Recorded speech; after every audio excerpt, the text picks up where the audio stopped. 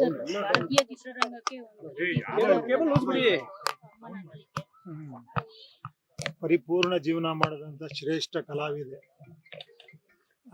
ನನ್ನ ಜೀವನದಲ್ಲಿ ಅವರ ಇದು ಅಂದ್ರೆ ಸುಮಾರು 30 ವರ್ಷದಿಂದ 25-30 ವರ್ಷ ಪಿಕ್ಚರ್ ಅವ್ರು ನಾನು ಫಸ್ಟ್ ನೋಡಿದ್ದೆ.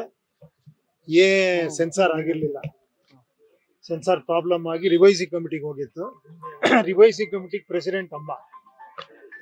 ನನಗೆ ಭಯ ಹೊರಗಡೆ, ಹೆಂಗೋ ಅವ್ರಿಗೂ ಇಷ್ಟ ಆಗಿಲ್ಲ, ಯಾರಿಗೂ ಇಷ್ಟ ಆಗ್ತಿಲ್ಲ ಪಿಕ್ಚರ್, ಮೋಸ್ಟ್ಲಿ ಇವ್ರಿಗೂ ಇಷ್ಟ ಆಗುತ್ತೋ ಇಲ್ವೋ ಅಂತ. ಬಟ್ ಅವರು ನನ್ನ ವೆಲ್ಕಮ್ ಮಾಡಿದ್ ಇವತ್ತು ಮರೆಯಕ್ ಸಾಧ್ಯ ಇಲ್ಲ. ಫಸ್ಟ್ ಟೈಮ್ ಅವ್ರು ನೋಡಿದ್ದೆ, ಕ್ಲಾಪ್ಸ್ ಹೊಡೆದು ಒಳಗ್ ಕರೆದು ಅವರೇ ನನ್ನ ಪರವಾಗಿ ಆರ್ಗ್ಯುಮೆಂಟ್ ಮಾಡಿ ಪಿಕ್ಚರ್ನ ಸೆನ್ಸಾರ್ ಮಾಡಿಕೊಟ್ರು.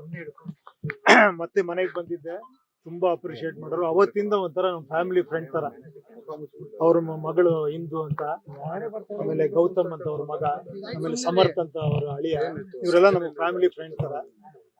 ಸೊ ಅವರೇ ನಮ್ಮನ್ನು ಸದಾಶಿವ ಕರ್ಕೊಂಬರೋ ಕಾರಣನೂ ಅವರೇ ಮನೆ ನೋಡಿ ಬನ್ನಿ ಅಂತ ಹೇಳಿ ತೋರಿಸಿ ಮಾಡಿದ್ವಿ. ತುಂಬಾ ಅವ್ರ ಇಡೀ ಫ್ಯಾಮಿಲಿನೂ ನಮ್ಗೆ ತುಂಬಾ ಕ್ಲೋಸ್ ಆಕ್ಚುಲಿ. ಪರಿಪೂರ್ಣ ಜೀವನ ನಡೆಸಿದ್ದಾರೆ.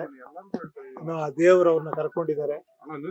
ಇನ್ನೊಂದು ಒಳ್ಳೆ ಜನ್ಮ ಕೊಟ್ಟು ಇನ್ನೊಂದು ಶ್ರೇಷ್ಠ ಕಲಾವಿದರು ಇನ್ನೇನೋ ಹುಟ್ಲಿ ಅವ್ರ ಮನೆಯವ್ರಿಗೆಲ್ಲ ಅವ್ರನ್ನ ಈ ಲಾಸ್ ನ ತುಂಬಿಕೊಳ್ಳೋ ಶಕ್ತಿ ಕೊಡ್ಲಿ ಅಂತ ಕೇಳ್ಕೊಂತೀನಿ. ಈಗ ಪ್ಯಾನ್ ಇಂಡಿಯಾ ಅನ್ನೋ ಸಂಸ್ಕೃತಿ ಸರ್ 1960 ಎಲ್ಲಾ ಭಾಷೆಯಲ್ಲೂ ಅದೆಲ್ಲ ಗೋಲ್ಡನ್ ಡೈಮಂಡ್ ಎರಾ ಅವರೆಲ್ಲ ನೋಡಿರೋದು. ಕನ್ನಡದ ಫಸ್ಟ್ ಲೇಡಿ ಸೂಪರ್ ಸ್ಟಾರ್ ಅಂತಾನೆ. ಹೌದೌದೌದೌದೌದು. ಅಯ್ಯೋ, ಬಹಳ ದೊಡ್ಡ ವ್ಯಕ್ತಿ. ನಾವೆಲ್ಲ ಬಹಳ ಚಿಕ್ಕವರು ಅವ್ರ ಬಗ್ಗೆ ಮಾತಾಡೋದಕ್ಕೆ. ಸರ್ ನಿಮ್ಗೆ ಎಷ್ಟೊತ್ತಿಗೆ ಗೊತ್ತಾಯ್ತು ಸರ್? ನನಗೆ ಬೆಳಿಗ್ಗೆನೆ ಗೊತ್ತಾಯ್ತು. ಅವ್ರ ಮಗ ಅಳಿಯ ಮಗಳು ಅಳಿಯ ದುಬೈಗೆ ಹೋಗಿದ್ರು. ನಾನು ಏನ್ ಅಲ್ಲಿಂದ ಫೋನ್ ಮಾಡ್ತೀರಾ ಅನ್ಕೊಂಡೆ. ನೋಡಿದ್ರೆ ಇಲ್ಲ, ಬೆಳಿಗ್ಗೆ ಬಂದಿದ್ದೀವಿ, ಇಲ್ಲಿ ಬಂದ್ ಕೂಡಲೇ ಹೆಂಗಾಯ್ತು ಅಂದ್ರು. ಒಂದು 8-9 ಗಂಟೆಗೇನೋ.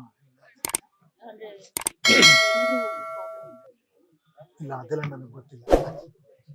Okay, thank you. ಲೇಟೆಸ್ಟ್ ಹಾಗೂ ಇಂಟ್ರೆಸ್ಟಿಂಗ್ ಸುದ್ದಿಗಳಿಗಾಗಿ ಬಾಸ್ ಟಿವಿ ಕನ್ನಡ ಚಾನೆಲ್ನ ಸಬ್ಸ್ಕ್ರೈಬ್ ಮಾಡಿ. ಹಾಗೆಯೇ ಬೆಲ್ ಐಕಾನ್ ಪ್ರೆಸ್ ಮಾಡಿ. ಇದರ ಜೊತೆಗೆ ಫೇಸ್ಬುಕ್, ಇನ್ಸ್ಟಾಗ್ರಾಮ್, ಎಕ್ಸ್ ನಲ್ಲೂ ಮಿಸ್ ಮಾಡದೆ ಫಾಲೋ ಮಾಡಿ.